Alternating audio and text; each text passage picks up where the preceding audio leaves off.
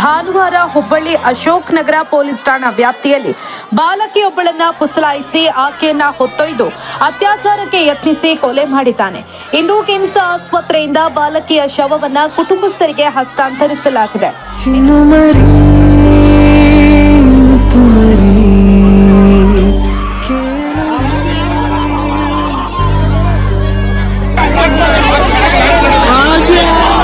ಇನ್ನು ಮೃತದೇಹವನ್ನ ಬಾಲಕಿಯ ಮನೆಗೆ ತಂದು ಕುರುಬ ಸಮುದಾಯದ ವಿಧಿವಿಧಾನದಂತೆ ಅಂತಿಮ ಪೂಜೆ ಸಲ್ಲಿಸಲಾಯಿತು. ಕುಟುಂಬಸ್ಥರು ಕರುಳಿನ ಕುಡಿಗೆ ಅಂತಿಮ ಪೂಜೆ ಸಲ್ಲಿಸಿದ್ರು. ಸದ್ಯ ಮೃತದೇಹವನ್ನ ಸ್ಮಶಾನಕ್ಕೆ ತೆಗೆದುಕೊಂಡು ಹೋಗಲಿದ್ದಾರೆ. ಇನ್ನು ಮಗಳನ್ನ ನೋಡಿದ ಬಾಲಕಿಯ ದೊಡ್ಡಮ್ಮ, ಭಾರತ ದೇಶದಲ್ಲಿ ಮಹಿಳೆಯರು ಹುಟ್ಟಬಾರದು, ಹುಟ್ಟಿದ್ರು ಬಡವರಾಗಿ ಹುಟ್ಟಬಾರದು. ನಮಗೆ ಸರ್ಕಾರದಿಂದ ಏನೂ ಪರಿಹಾರ ಬೇಕಿಲ್ಲ, ಆದ್ರೆ ಹೆಣ್ಣು ಮಕ್ಕಳಿಗೆ ರಕ್ಷಣೆ ಕೊಡಿ ಅಂತ ಗೋಗರಿಯುತ್ತಿದ್ದಾರೆ. ಇದೇ ವೇಳೆ ಸ್ಥಳೀಯರು ಹೆಣ್ಣು ಮಕ್ಕಳಿಗೆ ನ್ಯಾಯ ಎಲ್ಲಿದೆ? ನಮ್ಮ ದೇಶದಲ್ಲಿ ಕಾನೂನು ಹದಗೆಟ್ಟಿದೆ, ಮಹಿಳೆಯರಿಗೆ ಸೂಕ್ತ ಆಶ್ರಯ ಇಲ್ಲದಂತಾಗಿದೆ. ಮುಗ್ಧ ಕಂದಮ್ಮನ ಮೇಲೆ ಹೀಗೆ ಹೀನಾಯವಾಗಿ ಕೃತ್ಯ ಎಸಗಿದ್ದಾನೆ. ಇದೆಲ್ಲ ಇಲ್ಲಿಗೆ ಕೊನೆಯಾಗಬೇಕು. ಮಹಿಳೆಯರಿಗೆ ಆಶ್ರಯ ನೀಡಬೇಕು. ಈ ಕುಟುಂಬಕ್ಕೆ ಆದ ಅನ್ಯಾಯ ಮತ್ತೆ ಯಾರಿಗೂ ಆಗಬಾರದು ಅಂತ ಆಕ್ರೋಶ ವ್ಯಕ್ತಪಡಿಸಿದ್ದಾರೆ. ಬಾಲಕಿ ಮನೆಯವರಿಗೆ ನ್ಯಾಯ ಸಿಗಬೇಕು ಅಂತ ಒತ್ತಾಯಿಸಿದ್ದಾರೆ.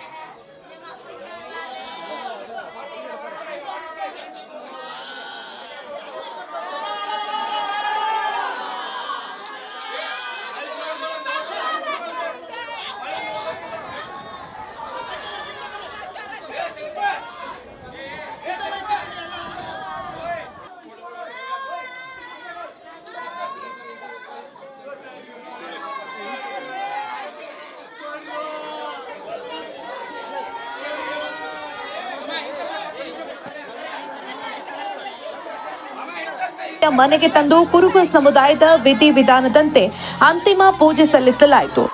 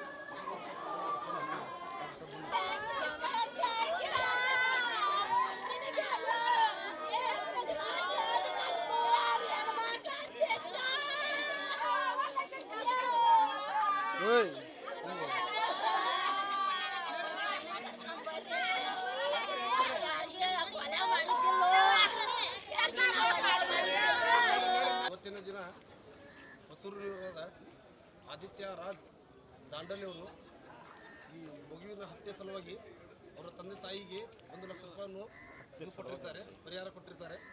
ಆದ ಕಾರಣ ಅವರಿಗೆಲ್ಲ ನಾವು ತುಂಬ ಹೃದಯದ ಧನ್ಯವಾದವನ್ನು ಹೇಳ್ತೀವಿ.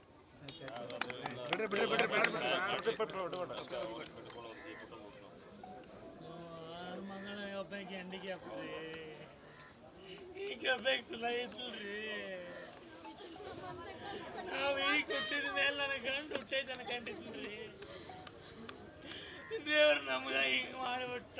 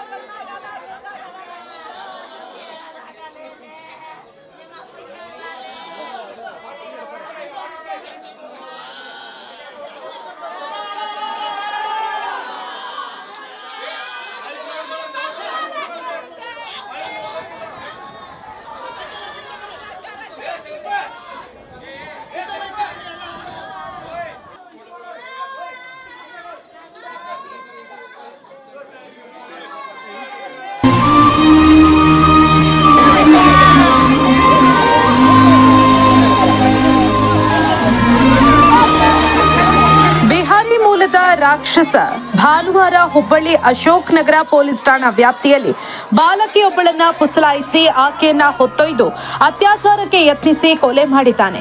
ಇಂದು ಕಿಮ್ಸ್ ಆಸ್ಪತ್ರೆಯಿಂದ ಬಾಲಕಿಯ ಶವವನ್ನ ಕುಟುಂಬಸ್ಥರಿಗೆ ಹಸ್ತಾಂತರಿಸಲಾಗಿದೆ.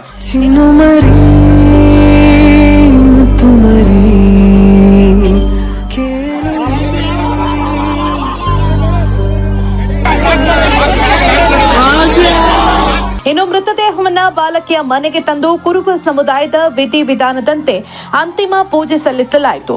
ಕುಟುಂಬಸ್ಥರು ಕರುಳಿನ ಕುಡಿಗೆ ಅಂತಿಮ ಪೂಜೆ ಸಲ್ಲಿಸಿದ್ರು.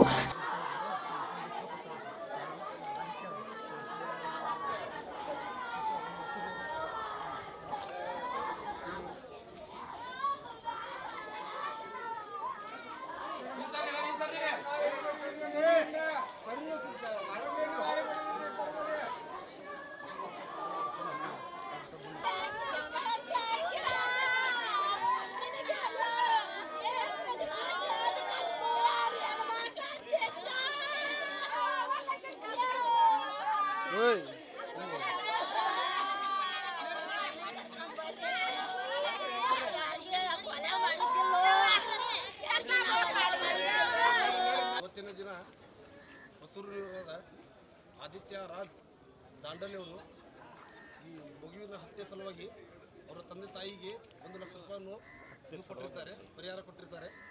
ಆದ ಕಾರಣ ಅವರಿಗೆಲ್ಲ ನಾವು ತುಂಬ ಹೃದಯದ ಧನ್ಯವಾದವನ್ನು ಹೇಳ್ತೀವಿ.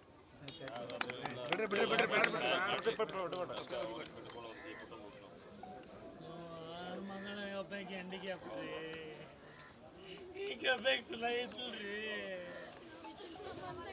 ನಾವು ಈಗ ಕೊಟ್ಟಿದ ಮೇಲೆ ನನಗೆ ಗಂಡು ಹುಟ್ಟೈತನ ಕಂಡಿದ್ರಿ. ದೇವ್ರು ನಮ್ಗ ಈಗ ಮಾಡಿಬಿಟ್ಟ.